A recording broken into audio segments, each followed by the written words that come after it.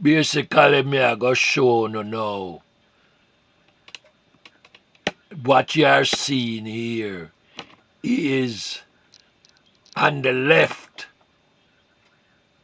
of this video that you're looking at. You will see what was posted in the Jamaican Gleaner on Sunday, the Sunday Gleaner, March the 8th, 1998, about my interview with the Gleaner, Claude Mills, staff reporter, whom I spoke with and showed him my reggae copyrights certificate. And he wrote about it in his reporting. I coined reggae, Scott, cementing his claim. And then on the right side, you will see me here in picture speaking with CVM, Jamaica's CVM television anchor, Cathy Owen, same time in March of 1998 on television, which was broadcast all over the island about reggae and my book, Reggae Education. She also saw the copyrights. What you see on top here with a picture of the Jamaican flag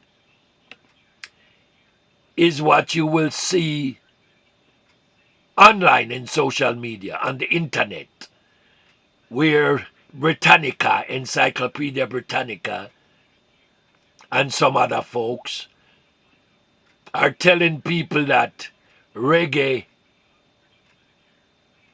came from a word meaning ragged clothing. The word Reggae means ragged clothing. Now this, Ras Cardo, I am telling you, is a blatant and egregious lie. There is it's no such thing. And on top of that, keep this in mind. In 1995, I sent a copy of the same book, Reggae Education, to the British Library Acquisitions Department, who sent me notification that yes, they were thankful to receive a copy of it, and they will file it in their archives. And now you will see stuff like this from Britain, from the United Kingdom, spreading falsehoods about what reggae is about. Whomever is putting these things around out there on the internet is because they know that there are some people who will believe anything they see and hear. They will believe it. All right? I am going to call out all those people who have been trying to falsify my copyrighted creation, Reggae the Word, origin of the word, and incorporation into music. All right? Because that's what they're doing. They're falsifying what reggae truly means. Now, if you contact the U.S. Copyright Office, you can give them my name, Ricardo Ras Cardo Scott. Yes, that was my Babylonian name. Reggae, origin of the word, and incorporation into music. And they have been going on and on and on, falsifying things. There are certain people who call themselves reggae historians. Yes, man, from Britain and all those places, who read copies of my books on reggae and they plagiarize stuff. They take stuff out of my books, write it word for word in their books, infringing my copyrights because none of them have got my permission to use stuff from my books. So since they have violated my rights, I am going to call them out. These are just some of the names who constantly follow me around in my writings and plagiarize my works and write falsity about my works. There's a guy in England named John Masuri who writes on Peter Tosh, write a book about Peter Tosh, putting my quotations directly pilfered out of my books. There's a man who also from England, the UK, Britain, named Chris Salegwis, Salewicz. Chris, take things out of my book. He writes on Bob Marley. Take things out of my book, write it word for word in his book without getting any written permission from me. There goes another plagiarism, copyright infringement. They are quoting my stuff to make their stuff look authentic, to make their stuff look good. There's another man, Roger Stephens, who claimed to be a Bob Marley archivist and a reggae historian, lives in Los Angeles, who police my work around and try to see what I'm writing and publishing on reggae, and at every twist and turn he negativize. If I write something saying yes, he writes something saying no, or try to put into the minds of people, of the readers, that's what I'm saying is false. Now keep this in mind. He's one of them that uses my reggae works, claim that he's a man who is following Bob Marley, claim that he knows Bob Marley, claims that he's a reggae historian, claims that he has the world's biggest archive. Some people have been misled over decades by this man because he collects stuff on reggae, Jamaican music, goes down there, speak to whomever he wants to speak to, infiltrate, yeah man, link up with certain people, gets what he wants, carry it back, and put it in his way. And of course, some people believe him. Yet this is a man that uses my books to even find Jamaicans that I wrote about. Cherry Green, Beverly Kelso. Yes, the backup vocals for the original backup vocals for Bob Marley. Cherry. Cherry is my sister-in-law. Yes. And they were the original female backup vocals was Cherry, Joanne, and Beverly Kelso. Before Bob, when myself and Junior Braithwaite left, he formed his group with Bonnie and Peter, call it Bob Marley, and the Wailers Band, with the I Trees, Judy Mowat, Rita, and Marcia Griffiths. That was the truth. That was the history. And now, this man in particular, everything that I write, every interview that I will, he happens to read and see what I do, he negativize it, telling people that it ain't so. He even wrote in one of his books saying that when I wrote about my reggae creation and I said it's the king's music, he wrote that I was speaking about King Selassie, and there was nothing in that book that mentioned King Selassie. No, Haile Selassie. Nothing in my book that says that. Nothing about reggae and his relationship to my reggae's creation. Nothing.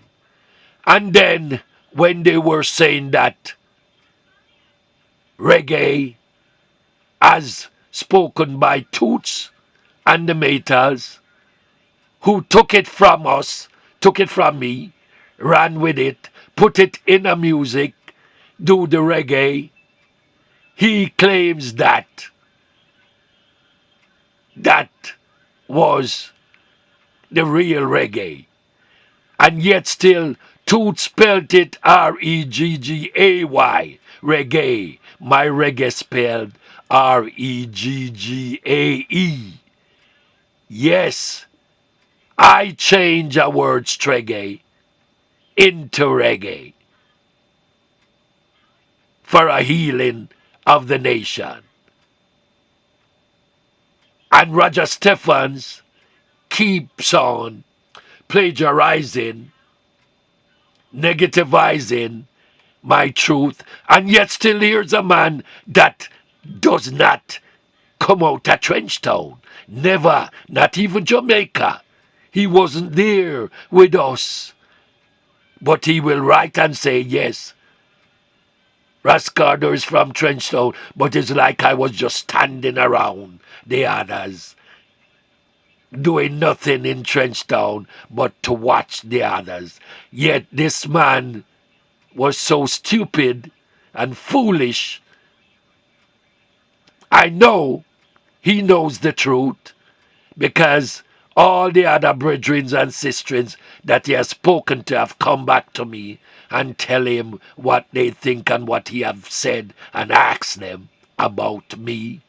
And they all confirm that I was rehearsing many musics with them, went to studios with them, and I have that documentation.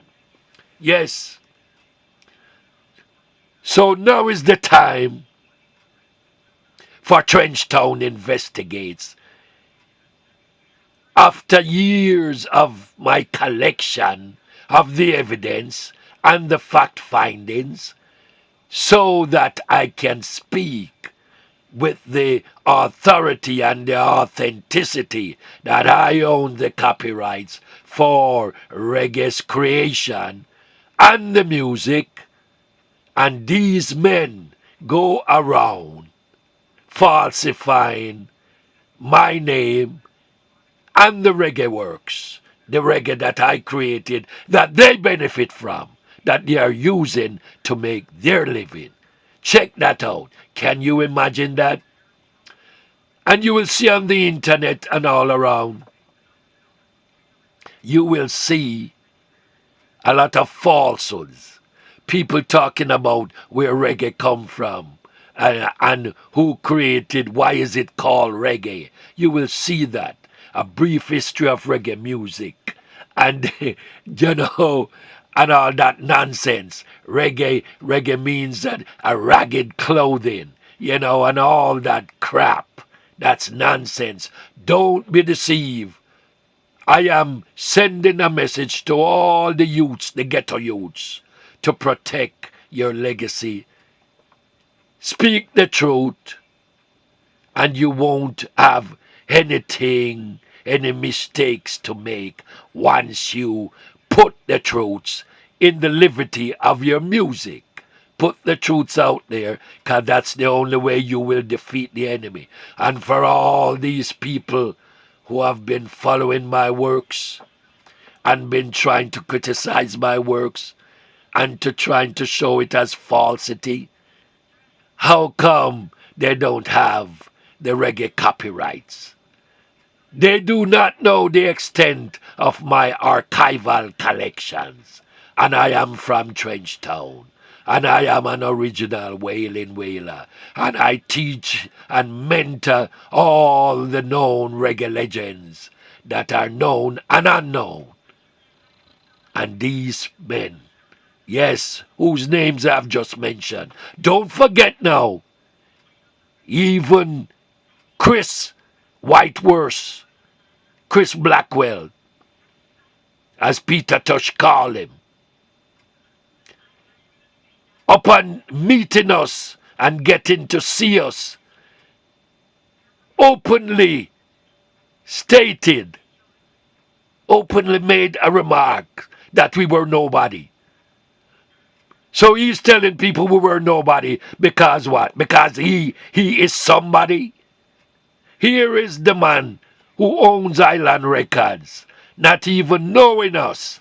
He's telling people that when he see us, we were nobody. Because what? Because we come from Trenchtown and we were poor people, poor youths, ghetto youths coming from Trenchtown, and we had bad reputation and we were the rebels and all that. And him believe all of that and made a remark about it. Say we were nobody. Anybody that's going to say you are nobody means that they consider themselves as somebody. Now this man needs to be held accountable in this time. This is Reggae Investigates, and I, Ras Cardo, calling them all out. And look, and how wealthy this man becomes from reggae music. It was our reggae music, my reggae creation music, that made this man a very wealthy man living in Strawberry Hills in Jamaica. Yes, and from owning and become a very, very wealthy man because of our reggae creation. Let the world know that. And I am calling out all of them. They can plan whatever they want to plan, for we have a hotter fire. And they better make sure, they better make sure, they better make sure. Let me leave that at that point. Them better make sure, because we know what they're capable of. We know them very well, and they shall suffer the consequences. Yes, ghetto youths, ghetto massives, beware, look out for them. Protect your work products. Protect your works. That is your legacy. That is your inheritance. Protect it and make sure they don't get a chance to steal your work products away from you. I am Ras Cardo. This is Trenchtown Investigates Lecture 1.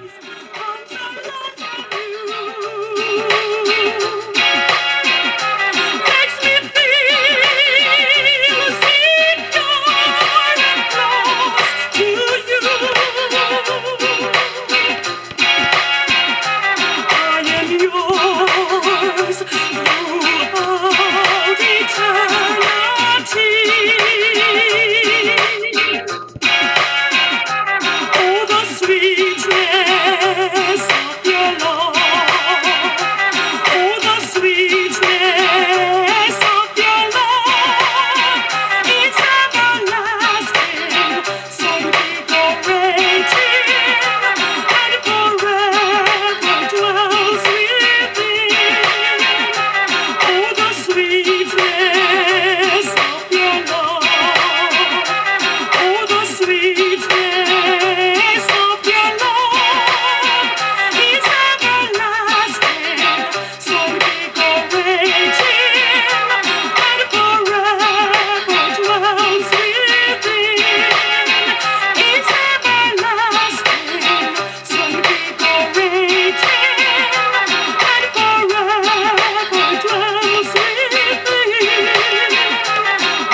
easy.